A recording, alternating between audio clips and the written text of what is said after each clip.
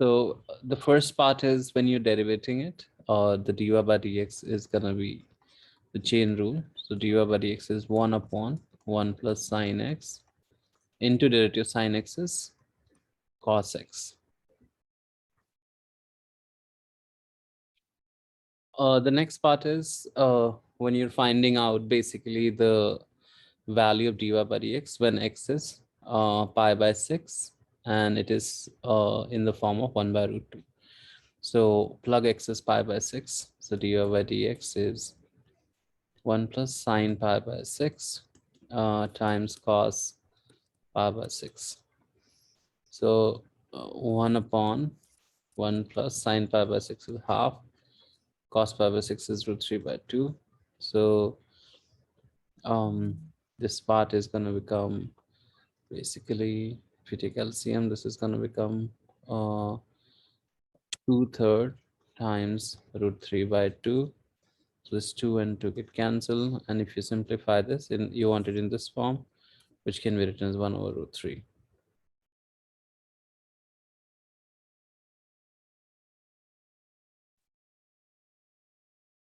So last part is when you have to find out dy by, where is dy by dx tan x. So dy by dx is basically this expression. So equate to tan x. So equate to tan x.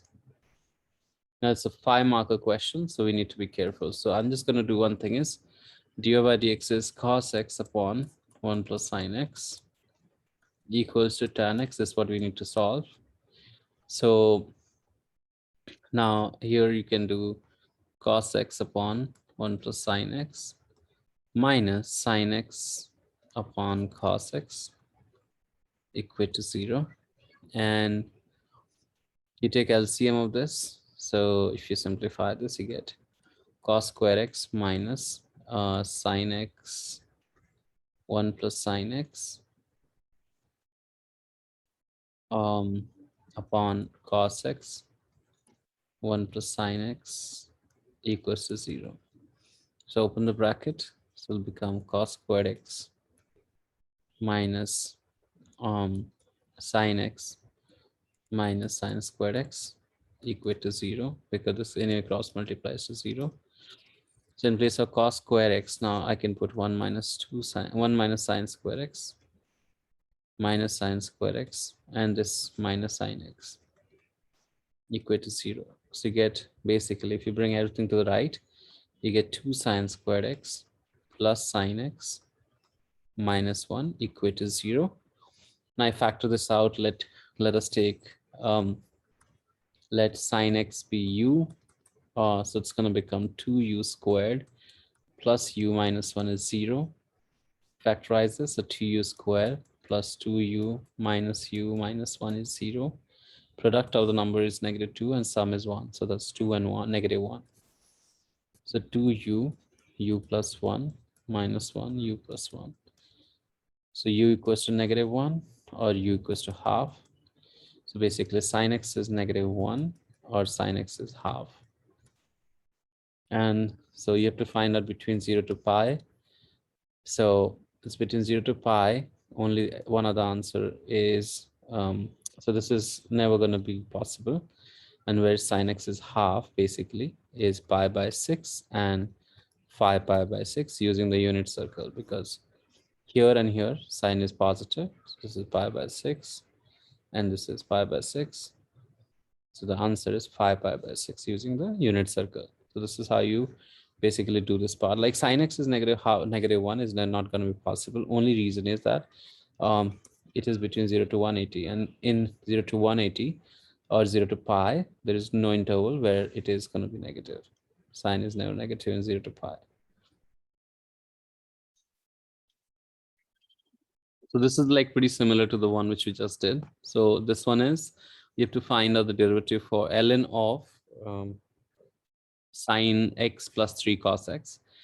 So this derivative will be 1 over sine x plus 3 cos x times derivative sine x is cos x plus 3 cos x is plus 3 sine x.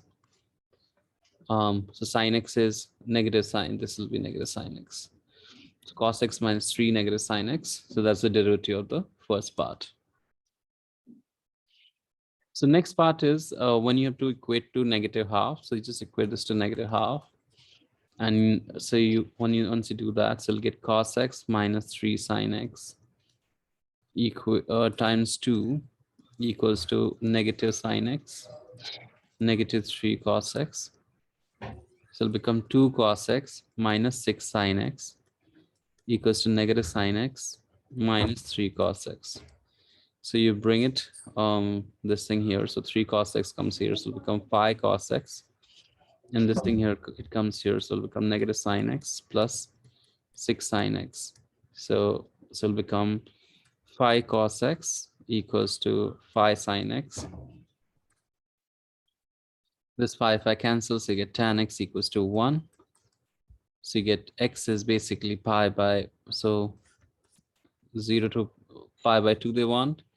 So x is only pi by 4 because the second angle will be here. So that's the answer. So yeah. So here we have to find out the stationary point for the curve y equals to e to the power 3x, 2x plus 3 to the power 6. Just quickly, like summarizing the stationary point procedure, dy by dx equate to 0. Then you can, to verify whether it's maxima or minima, you can draw the sign diagram for dy by dx. So you draw the sign diagram. Or you can plug, after solving, you can plug the values in second derivative. If second derivative is positive, it's a minima. If second derivative is negative, it's like a maxima. If sign diagram of derivative change from positive to negative or negative to positive, based on that, it will be decided. So maxima is positive to negative if you have derivative sign diagram, and negative to positive for minima. So let's just do this for kind of question. So first one, you can see it's like a product rule here. So dy by dx will be e to the power 3x times 6 into 2x plus 3 to the power 5 into 2 plus 2x plus 3 to the power 6 into e to the power 3x into 3. So that's the derivative e to the power 3x. Now you can take e to the power 3x common. So e to the power 3x if I take common. So 2 times e to the power 3x if I remove common. Actually not 2, you can remove here 3 times. And also 2x plus 3 to the power 5 if I remove common.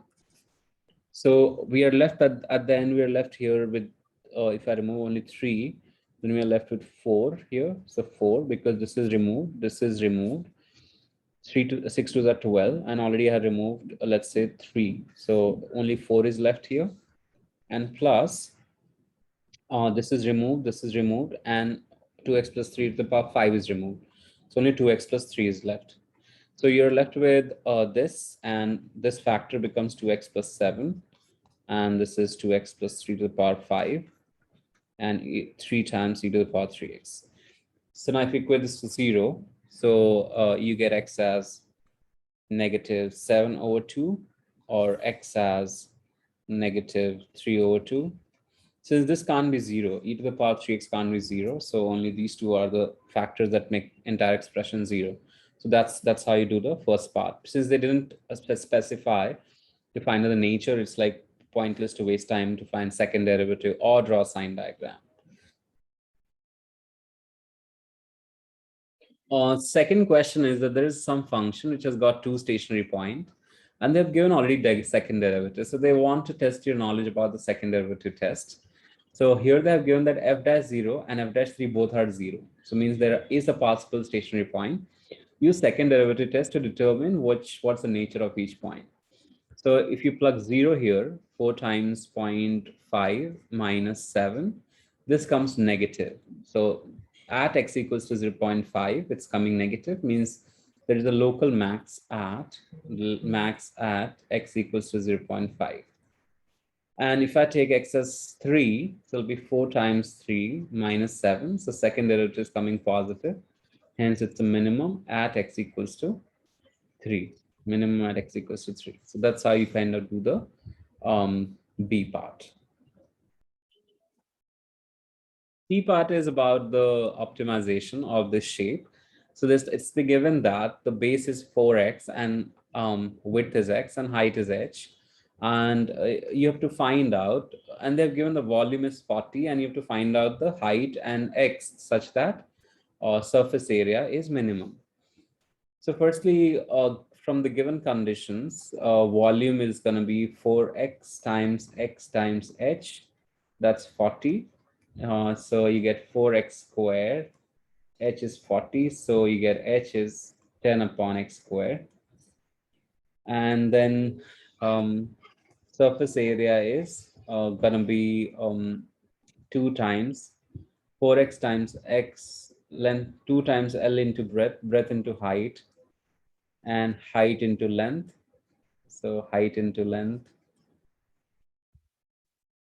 So that's the total surface area of this. Will become 2 times 4x squared plus 5xh. And so this will become 8x squared plus 10xh. Now you're going to replace h with this 10x squared. So 8x squared plus 10x into 10 upon x squared. So one of the x get cancelled. So as a result of that, you get 8x squared plus 100 over x. So that's a formula for surface area. So surface area is 8x squared plus 100 over x. Now you're going to do dy by dx. So derivative of surface area. So ds by dx, it is 16x minus 100 over x squared. That equal to 0. So 16x cube equals to 100 you'll get.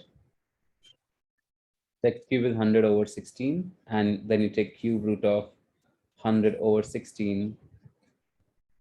That's the value of stationary point. So that's the x value. And if you plug x value here to get the h value.